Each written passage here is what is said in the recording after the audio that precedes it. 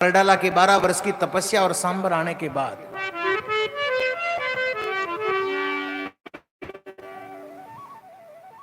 सबसे पहले दादू जी के शिष्य बने बड़े सुंदरदास जी महाराज। यहाँ दादू जी महाराज बैठे हैं, 7 निमंत्रण एक साथ जीवन से लोगों में चर्चा फैल गई। सांबर में अनेक शिष्य बने दादू जी महाराज के, लेकिन एक प्रसंग मैं बताना चाहता हूं आपको। बीकानेर राजस्थान की 7 रियासतों में से एक रियासत है। राजपूताना था हमारा राजस्थान, 7 रियासतों से बना हुआ। बीकानेर राजा के नीचे ही महाराज बिदासर का राज पड़ता है। जैसे मंडोर रियासत थी, जोधपुर नहीं था उस समय, जोधपुर नहीं बसा हुआ था। मंडोर रियासत के नीचे मेड़ता पड़ता था, उसी प्रकार बीकानेर रियासत के नीचे बिदासर पड़ता था। बिदासर के एक राजा हुआ करते थे, भीम सिंह जी। बड़े पराक्रमी थे, सूरवीर थे, बीका राठौड़ थे। बीकानेर में राठौड़ हैं, वो बीका राठौड़ ही है।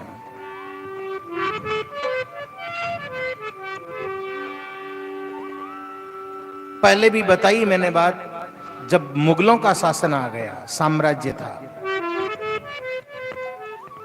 हमारे यहां के राजाओं को 4 महीने तक बादशाह के ड्यूटी देनी ही पड़ती थी।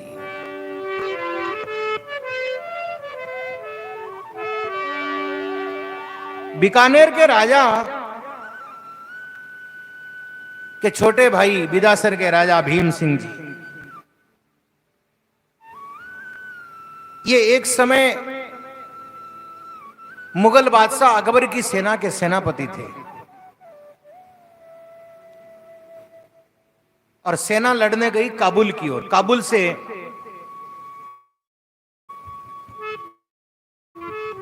लुटेरे आते थे और लूट मचाते थे।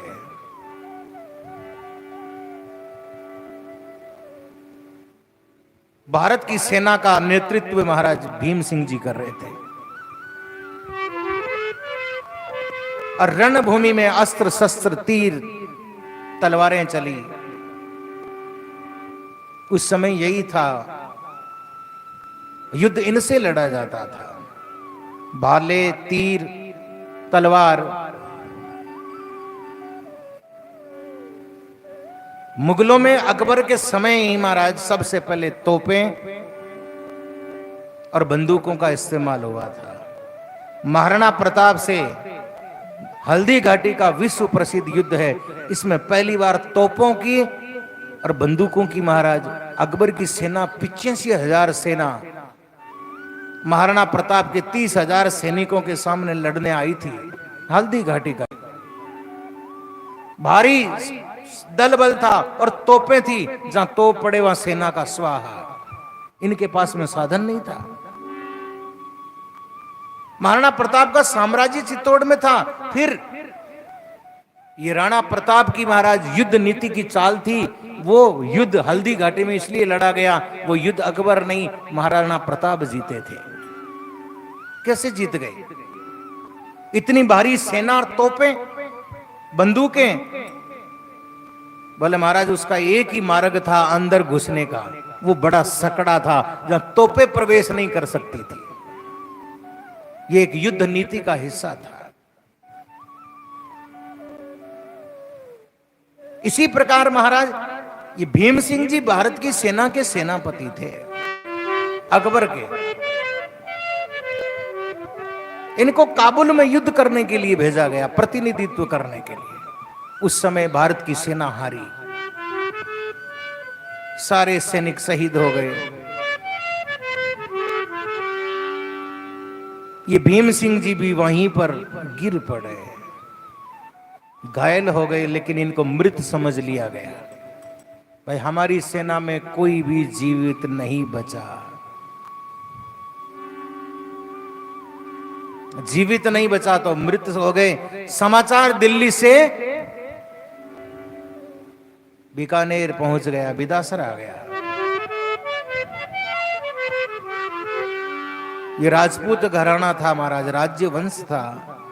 घर में समाचार मिला, कोहराम मचा, बिदासर के राजा रणभूमि में काम आ गए, शहीद हो गए। रानियां सती हो गई महाराज, सती प्रथा चलती थी। एक तो सती करी जाती है और एक सती हो जाती है। प्रेम की पराकाष्ठा है सतीत्व है। स्वतः अग्नि लग जाना, चिता बना करके।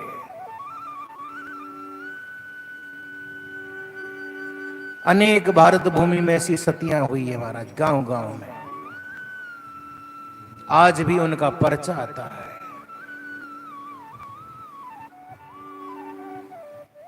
भीम सिंह जी की रानी भी सती हो गई, उनके पुत्र को राज्याभिषेक कर दिया, राज दे दिया। घायल रणभूमि के अंदर जब सैनिक उठ रहे थे महाराज, कोई सैनिक टुकड़ी निकल रही थी वहां से, कोई लोग बाग निकल रहे थे। उन्होंने घायल को आवाज सुनी, यार के इन लाशों के बीच में कोई जीवता भी है, जीवित है कोई। भीम सिंह जी धार्मिक प्रवृत्ति के तो थे, लेकिन बड़े शूरवीर थे वो। उन्होंने उसको देखा जाकर के, बोले कोई सैनिक है, राजा सा लगता है, घायल है। घर ले गए, उसका इलाज किया हमारा, 2-3 महीने से तो होश आया।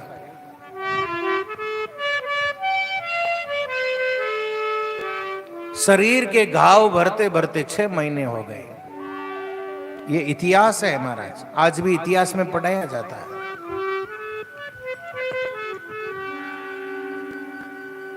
छह महीने बाद में भीम सिंह जी ने कहा, भाई मैं मेरे मुल्क, मेरे देश जाना चाहता हूं।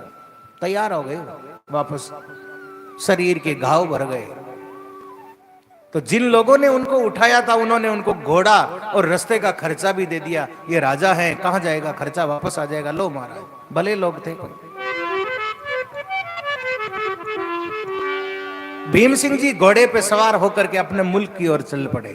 श्री राम जय राम, जय जय राम, श्री राम जय राम, जय जय राम, श्री राम जय राम, जय जय राम, श्री राम जय राम, जय जय राम, श्री राम जय राम, जय जय राम, श्री राम जय राम, जय जय राम, श्री राम जय राम, जय जय राम। बोलो श्री राम जय राम, जय जय राम, श्री राम जय राम, जय जय राम, श्री राम जय राम, जय जय राम।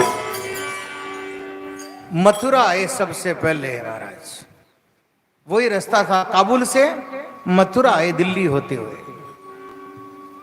और मथुरा में क्या देखते हैं, बोले मथुरा में भगवान कृष्ण की जन्मभूमि यमुना नदी बहती है, बड़ी सुंदर। यमुना के किनारे बैठे थे, सोच रहे थे 6 महीने हो गए, घर चलूंगा, मेरी पत्नी, मेरे बच्चे, मेरा राज इंतजार कर रहे होंगे। राजा इतने दिन हो गया, कहां खो गया। सामने क्या देखते हैं, बोले महाराज उनके पुरोहित, पुरोहित होता ना राजा का, राजपुरोहित, पंडित जी महाराज, वो सामने से आ रहे हैं और वो इनको देखते हैं, ये उनको देखते हैं। अब आप कहीं तीर्थ करने जाओ, ज्यादा दूर नहीं, हरिद्वार भी यदि चले जाओ और वहां कोई आपके गांव का मिल जाए, आहा हा महाराज कितनी खुशी मिलती। देखो देखो माना देश मिल गया, अट्ठे मिल गया, इतनी दूर है। और कन्याकुमारी गए भारत का आखिरी कोने में, और वहां मिल जाए तो फिर पूछो ही मत, खुशी की कोई ठिकाना ही नहीं। भीम सिंह जी को खुशी हो रही, देखो मेरे पुरोहित जी यही मिल गए मथुरा में। और पुरोहित जी को महाराज मुंडो सूख रही हो, क्यों? जैसे जैसे दोनों नजदीक आ रहे हैं, पुरोहित जी के पांव पीछे पड़ रहे हैं,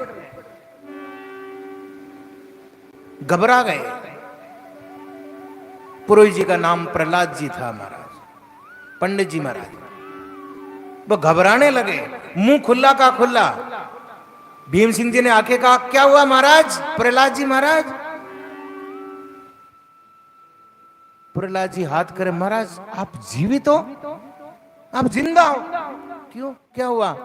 बोले आपकी मृत्यु का समाचार 6 महीने पहले घर पहुंच गया, आपकी रानियां सती हो गई, आपके बेटे का राज तिलक हो गया, और मथा न गया जी गाल रही। गया जी पहुंचा के आए हैं वो। भीम सिंह जी ने सोचा क्या? बोले हाँ, मैं आपका पिंडदान करके आया हूं। जीवता कोई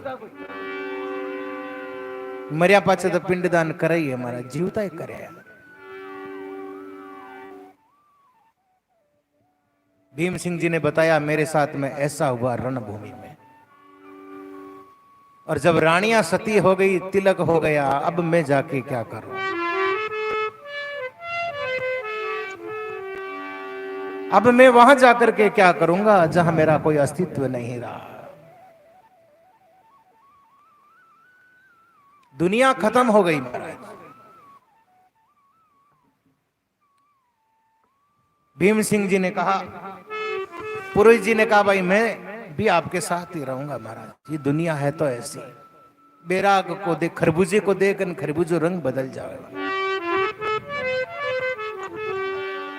प्रहलाद जी को रुकता देखकर भीम सिंह जी ने कहा, नहीं तुम एक बार जाके आओ घर, मैं इसी जगह हूं मथुरा में, और कोई गुरु की खोज करता हूं जो हमें परमात्मा की शरण ले जाए। संसार से पार होने के लिए गुरु की जरूरत है, ऐसा गुरु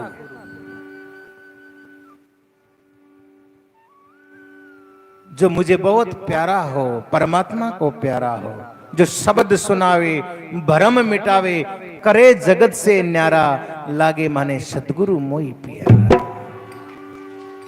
ऐसा कोई गुरु मिले।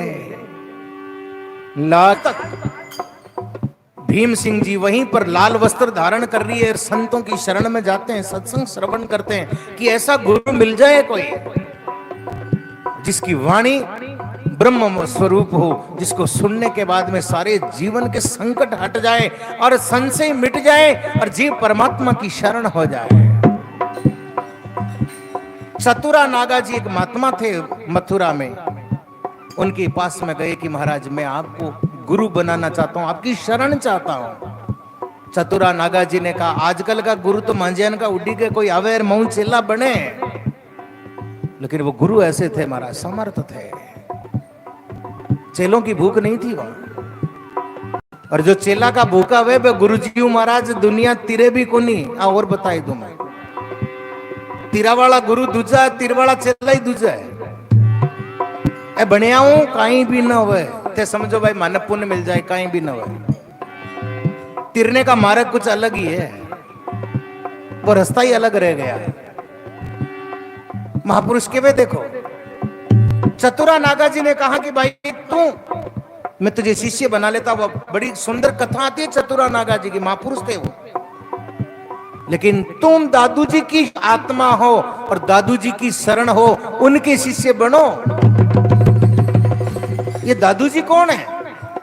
बोले इस समय सांबर में रह रहे हैं और उनकी चर्चाएं पूरे राजस्थान में फैल रही है, उनकी शरण जाओ। जब तक प्रहलाद जी भी आ गए थे, दोनों महाराज, राजा और उनका राजपुरोहित लाल वस्त्र धारण कर रखे, संत बन गए और वहां से मथुरा से रवाना होकर के सांबर आते हैं और दादू जी के चरणों में आकर के लंबे पड़ जाते हैं। गुरु के चरणों में लंबे पड़ के प्रणाम की जाती है। दादू जी ने दोनों महात्माओं को देखा और कहा अति सुंदर। उसी समय भीम सिंह जी का नाम सुंदर दास हो गया, सुंदर। और वो कहते हैं सुंदर, ऐसे गुरु मिल गए, मेरा जीवन सुंदर हो गया। जी महाराज के सुंदरदास जी पहले शिष्य बनाए महाराज। दादू संप्रदाय के शिष्य में परंपरा में बड़े सुंदरदास जी, एक छोटा सुंदरदास जी और होगा, वो छोटे सुंदरदास जी का था। छोटे सुंदरदास जी ज्ञानी हुए, तुलसीदास जी के साथ में काशी पढ़े थे वो। ये बड़े सुंदरदास जी तपस्वी हुए महाराज, जीवन परिवर्तित हो गया गुरु की शरण जाने से। और ऐसी साधना करी, ये मथुरा से आए ना, जब अलवर होके आए थे। अलवर के कई प्रसंग मैंने आपको, राजा भरतरी की, गोपीचंद की कथा सुनाई, वहां नारायणी माता की समाधि स्थल भी है। और दादू जी महाराज के एक शिष्य मोहनदास जी मेवाड़ा वहां जाकर के रहेंगे। वहीं पर एक घाटड़ा नाम की जगह है जो सुंदरदास जी को बड़ी प्यारी लगी थी, पहाड़ों के बीच रमणीक जगह है, बड़ी सुंदर जगह है। गोपीचंद भरतरी ने भजन किया था, ऐसी जगह बड़ी अच्छी लगी, बोले यहां भजन करने लायक जगह। ये रास्ते में आते टाइम सोचा, इसीलिए दादू जी ने कहा शरण में आते ही कि आप लोगों ने जो जगह सोची थी ना भजन करने के लिए, वो आप लोगों के लिए उचित है, जाओ और वहीं साधना करो। सुंदरदास जी ने आज पता पड़ा कि चतुरा नागा जी ने हमें क्यों भेजा, ये हमारे मन की बात जान गए कि वहां जाकर के भजन करो। उनके शिष्य पुरोहित जी प्रहलाद जी ने कहा, बोले महाराज मैं भी आपकी शरण चाहता हूं, मुझे भी शिष्य बनाओ। दादू जी ने कहा नहीं, आप इन सुंदरदास जी के शिष्य बनिए। इसलिए प्रहलाद जी को सुंदरदास जी के शिष्य बनाए। दोनों अलवर में घाटड़ा जगह है जहां रहकर के साधना करी। ये जितनी भी दादू पंथ की जो नागा फोर्स बनी हुई है, वो बड़े सुंदरदास जी की शिष्य प्रणाली में आती है। अपने शीश के दानी महाराज मंगलदास जी महाराज खाटू में, जिन्होंने अपने शीश को काट करके और लाज बचाई थी, वो मंगलदास जी महाराज इन बड़े सुंदरदास जी महाराज की शिष्य प्रणाली के महंत हुए हैं। ये बड़े सुंदरदास जी आज भी हाजिर अमर है महाराज। 500 वर्ष हो गए दादू जी महाराज को, लेकिन बड़े सुंदरदास जी महाराज अभी कुछ वर्षों पहले नैना के कोई यात्री ओंकारेश्वर धाम के लिए महाराज गए थे, तीर्थ करने के लिए। और वहां के वनों में एक महात्मा दिखाई दिए उन्हें। तो दादू पंथियों की आवाज स्वतः ही होती है महाराज, कोई मिलता है, कोई हरिओम बोलता है, कोई जय सिया राम बोलता है, दुपंथी होता है वो तुरंत बोलता है सत्यराम। महात्मा देख लिए, सत्यराम बोल दी। उन्होंने कहा सत्यराम, क्या आप कौन हो महाराज, कहां से आए हो भाई सत्यराम कहने वाले? बोले महाराज हम नरेना से आए। बोले नरेना में इस समय कौन है? तो दादू जी महाराज के 150 वर्ष बाद की बात है। और जब सुंदरदास जी महाराज दादू जी के शिष्य बने थे, उस समय 80 वर्ष की उम्र थी लगभग। 150 वर्ष बाद में कह रहे हैं, उस समय पूछा कौन है वहां पे गद्दी पे? बोले जयतराम जी महाराज, 5वें आचार्य। बोले उनको जाकर के बोलना सुंदरदास ने सत्यराम बोला है। तब महाराज पता पड़ा, बड़े सुंदरदास जी महाराज जो महापुरुष भजन करते हैं और जो योग करते हैं, योगिक क्रिया जानते हैं, साधना योग की करते हैं, वो अजर अमर हो जाते हैं। ये अभी की बात है। आज भी सुंदरदास जी महाराज भजन साधना में लीन लोगों को दर्शन देते हैं। दादू जी महाराज सांबर के बहुत ऐसे दृश्य आते हैं महाराज। सांबर रई साधना के बाद में परीक्षा धाम है। सुमेरु पर्वत में जैसे गंगा उतरती है, वैसे ही महाराज दादू जी के शिष्य में सुंदरदास जी महाराज हुए हैं। हंस पक्षी मानसरोवर में जाते हैं, मानसरोवर में मिलते हैं। ऐसे ही दादू जी महाराज के बड़े सुंदरदास जी महाराज बीकानेर के जो राजा हुए, इतने सुंदर महान शिष्य हुए। राम जी के वंश में जैसे राम के वंश को लवकुश ने आगे बढ़ाया, उसी प्रकार ये छोटे बड़े सुंदरदास जी महाराज हुए। इसी प्रकार दादू जी महाराज की कथा आती है सज्जनों की। सांबर से चल करके दादू जी महाराज घूमने के लिए निकले, भ्रमण करने के लिए, क्योंकि सांबर में प्रसिद्धि ज्यादा हो गई, लोग ज्यादा इकट्ठे होने लगे। तो सांबर से चल करके दादू जी महाराज मोरडा आए।